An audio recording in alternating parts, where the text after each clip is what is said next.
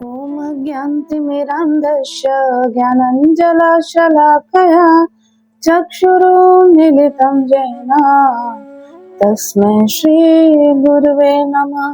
नमो विष्णुपादाय तीर्थपथप्रदर्शिने श्रीमद्भक्तिसम्पत् तीर्थगोस्वामीति नामिने।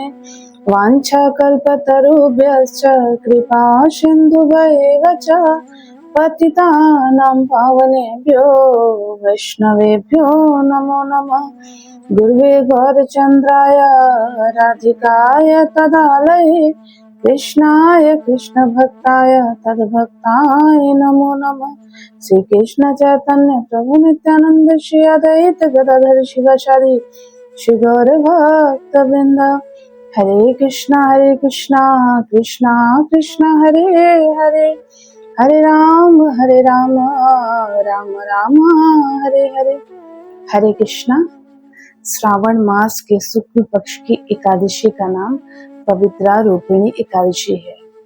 इसके पालन से ही व्यक्ति पवित्र हो जाता है और यह एकादशी इस वर्ष 5 अगस्त मंगलवार को है। एक बार युधिष्ठिर महाराज ने भगवान श्री कृष्ण से इस पवित्रारोपिणी एकादशी के बारे में पूछा। तब भगवान श्री कृष्ण ने कहा, यह जो पवित्रारोपिणी एकादशी है वह बहुत ही पावन है। इसकी कथा को श्रवण करने मात्र से व्यक्ति को वाजपेय का फल मिलता है। प्राचीन काल में द्वापर युग में महिष्मती नाम की एक नगरी थी जिसके राजा महिजीत थे और वह राजा प्रजा का बहुत ही प्रेम पूर्वक पालन करते थे, लेकिन वो बहुत दुखी रहते थे। क्या कारण था इसका?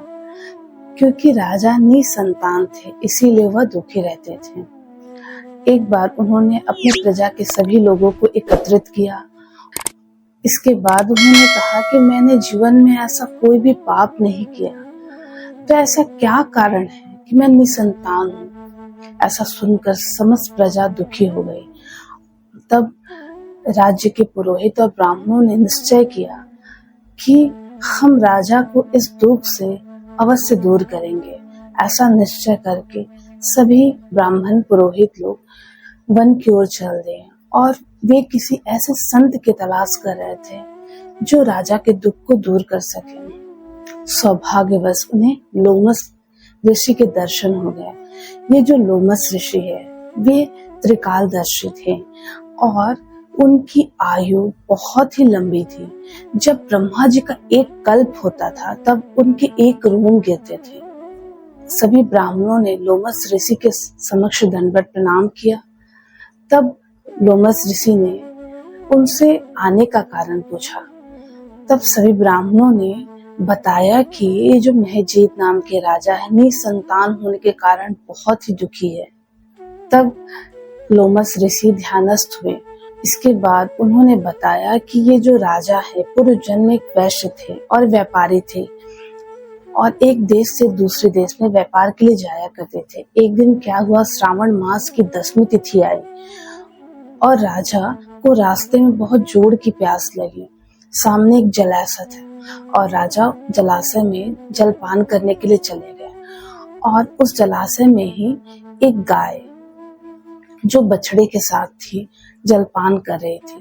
राजा ने उस गाय को तुरंत ही जलपान करने से वंचित कर दिया और स्वयं जलपान करने लगे और इसी दोष के कारण राजा इस जन्म में निसंतान है। तो हम ऐसा कहते हैं ना कि हमने इस जन्म में बहुत अच्छे काम किए हैं, तो हमारे साथ इतना दुख क्यों हमारे साथ हो रहा है?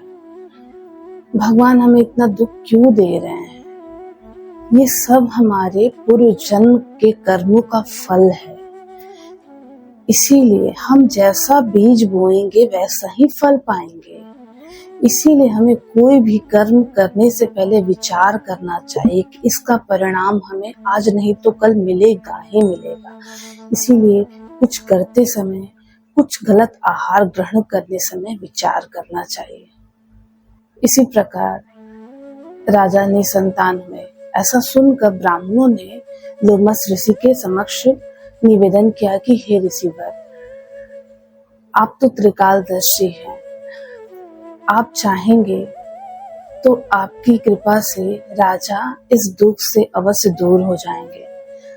तब ऋषि ने कहा कि ये जो श्रावण मास के शुक्ल पक्ष की पवित्रा रूपिणी एकादशी है, अगर राजा इसका पालन निष्ठा पूर्वक करेंगे, रात्रि जागरण करेंगे, तो उसके प्रभाव से राजा के सारे पाप नष्ट हो जाएंगे और उनको एक सुंदर पुत्र की प्राप्ति अवश्य होगी। ऋषि के कहे अनुसार राजा ने इस पवित्रा रूपिणी एकादशी का पालन किया, जिसके प्रभाव से वे सभी पापों से मुक्त हो गए और रानी ने एक बहुत ही सुंदर और भक्त पुत्र को जन्म दिया। तो ये संसार में हम जो इतने सारे व्रत करते हैं और सोचते हैं कि इससे हमारा पाप नष्ट हो जाएगा, लेकिन अन्य किसी व्रत में सामर्थ्य नहीं है कि वे हमारे पाप को नष्ट कर सके। अगर किसी तीर्थ में हम स्नान करते हैं, कोई व्रत करते हैं, तो इससे हमें पुण्य मिलता है, लेकिन हमारे पाप नष्ट नहीं होते हैं। एकमात्र एकादशी व्रत और भगवान के नाम में इतनी सामर्थ्य है कि हमारे पापों को वह नष्ट कर सके। तो इसीलिए अगर जीवन में हमें सुख चाहिए, भगवान की भक्ति चाहिए, तो हमें एकादशी व्रत का पालन करना ही होगा और भगवान के नाम का आश्रय लेना होगा। तभी हमारे दुखों का अंत होगा और हमें भगवान का प्रेम प्राप्त होगा। और ये जो श्रावण मास की एकादशी तिथि है, यह बहुत ही महत्वपूर्ण है, क्योंकि इस एकादशी से श्रावण मास की पूर्णिमा तिथि तक सभी गौड़ीय मठों में राधा कृष्ण का झूलन लगता है और हमारे राधा कृष्ण को झूले में पधराया जाता है और बहुत सुंदर श्रृंगार होता है। इसीलिए हर किसी को इस झूलन यात्रा के दर्शन अवश्य करना चाहिए और अपने जीवन को कृतार्थ करना चाहिए। हरे कृष्णा।